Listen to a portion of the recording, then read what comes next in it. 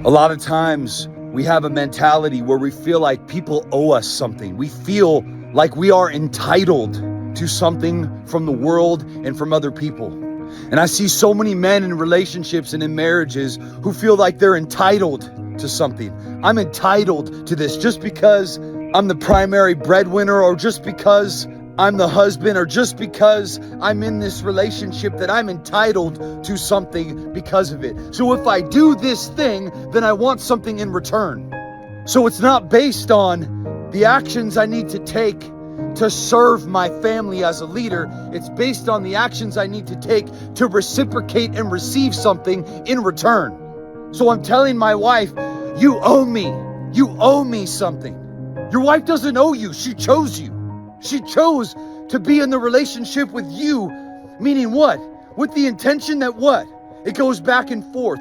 The law of reciprocity is powerful, but not in the sense that I do this and I expect this in return. So the only reason that I'm doing these positive things in my marriage is in hopes that I get something back.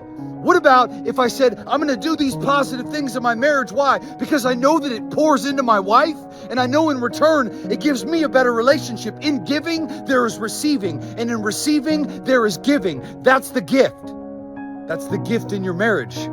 In giving, there is receiving, and in receiving, there is giving. The receiving that you want doesn't come from what you pour into it. The receiving that you want comes from you just waking up with an entitledless attitude, an entitled mindset of you owe me, you owe me. And when we walk through our marriage and through life with this attitude of you owe me something, then I'm always looking around and I'm looking for a handout, and I'm micromanaging everything that everybody does because I'm still waiting to receive something. But here's the problem.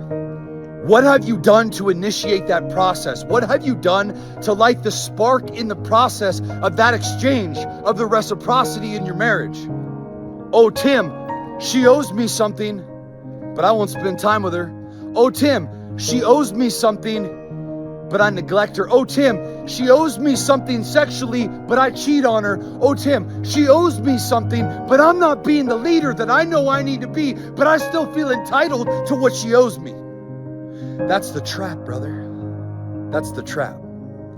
That's the trap. The mindset of entitlement. Does she owe you? Does she owe you?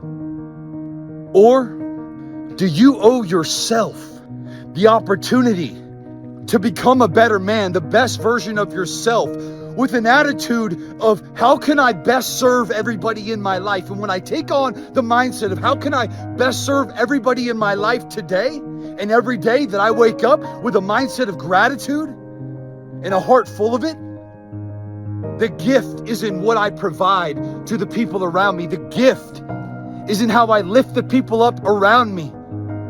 Their happiness is activated by my presence. I didn't even need to say anything.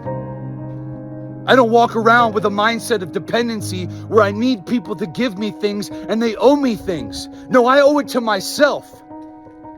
So you crush the selfishness in that process. You become selfless. You become a leader. You step into what God has for you. And then guess what? Things in your relationship start to shift. There's a shift that takes place. The tectonic plates of you and your wife and the division between those two things begins to shift when you take on a mindset of how can I serve you today instead of you owe me something.